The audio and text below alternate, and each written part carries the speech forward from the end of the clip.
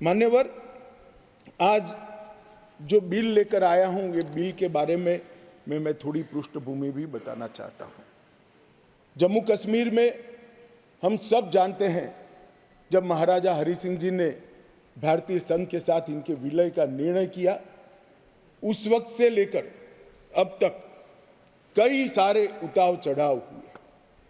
80 के दशक के बाद आतंकवाद का एक दौर भी आया और वो बड़ा भयावह दृश्य था। पीढ़ियों से, सदियों से जो लोग अपनी भूमि पर रहते थे, अपना देश समझकर रहते थे, अपनी जन्मभूमि समझकर रहते थे, वो मूल समेत उखड़ गए मानो। और किसी ने इनकी केयर नहीं करी, इनकी चिंता भी नहीं करी, ना इसको रोकने का प्रयास किया। और कई बार तो मान्यवर, रोकने की जिनकी जिम्मेदारी थी वो इंग्लैंड में वैकेशन कर रहे हैं। मैं नाम देना नहीं चाहता।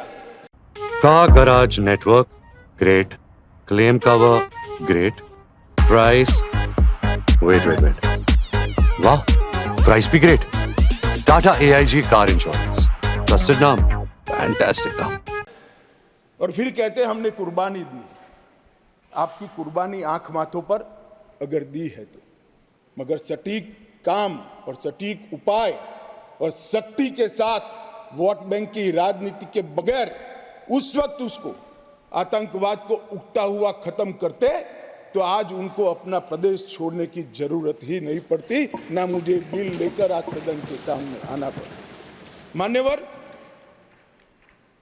जब ये विस्थापित हुए तब देश के अन्य हिस्सों में, अपने ही देश में शरणार्थी बनकर उनको जाना पड़ा।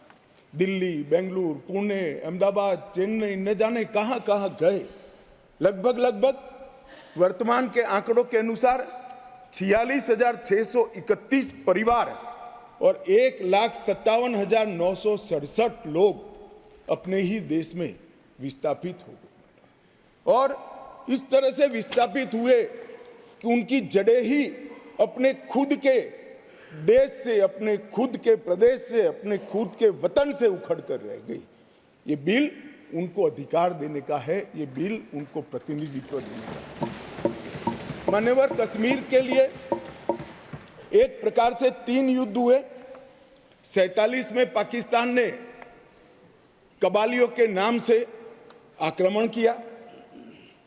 इसमें लगभग 31,779 परिवार पाक अधिकृत जम्मू कश्मीर से जम्मू कश्मीर में विस्थापित हुए। इनमें से 26,319 परिवार जम्मू कश्मीर में और 5,460 परिवार देश भर में फैल गए। वो पाकिस्तान के हमले के शिकार थे।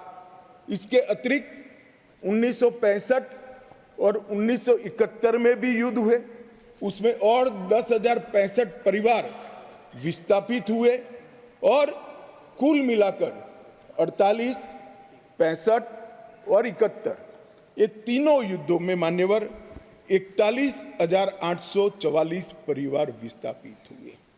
ये विस्थापितों की स्थिति के बारे में मैं बाद में बात करता हूं, परंतु ये बिल है वो उनको अधिकार देने का बिल है, ये बिल उनको प्रतिनिधित्व देने का बिल है।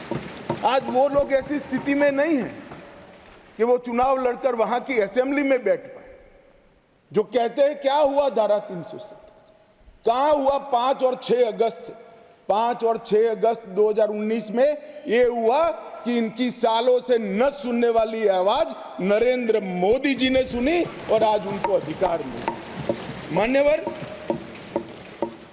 जिस 5 और 6 अगस्त का बिल 2019 का कुछ लोगों को जूते में पड़े कंकर की तरह खटकता है, उनको मैं बताना चाहता हूं, इसी बिल का हिस्सा था न्यायिक डिलिमिटेशन। ये एक शब्द नहीं है, 2 शब्द जोड़कर बना है। क्योंकि पहले जो डिलिमिटेशन हुआ था वो इस तरह से था, एक कॉन्स्टिट्यूएंसी यहां बनी है और दूसरा ये वो कॉन्स्टिट्यूएंसी का हिस्सा 15 किलोमीटर दूर है। क्यों? क्योंकि मुझे चुनाव जीतना है। इस तरह से डिलिमिटेशन हुए। ये डिलिमिटेशन के सामने मैंने जानबूझकर एज अ लेजिस्लेटर न्यायिक डिलिमिटेशन दिखा था, वो आज मैं सदन को बताऊं। डिलिमिटेशन कमीशन, डिलिमिटेशन और डिमार्केटेड असेंबलीज, ये लोकतंत्र का मूल है। जनप्रतिनिधि को चुनने की इकाई तय करने की प्रक्रिया है।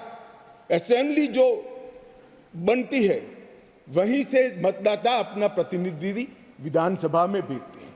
अगर डिलिमिटेशन की प्रक्रिया ही पवित्र नहीं है तो लोकतंत्र कभी पवित्र नहीं रह सकता मान्यवर। इसलिए इस बिल के अंदर हमने व्यवस्था करी थी कि डिलिमिटेशन, न्यायिक डिलिमिटेशन फिर से किया जाएगा। और सभी की सुनवाई हुई, डिलिमिटेशन कमीशन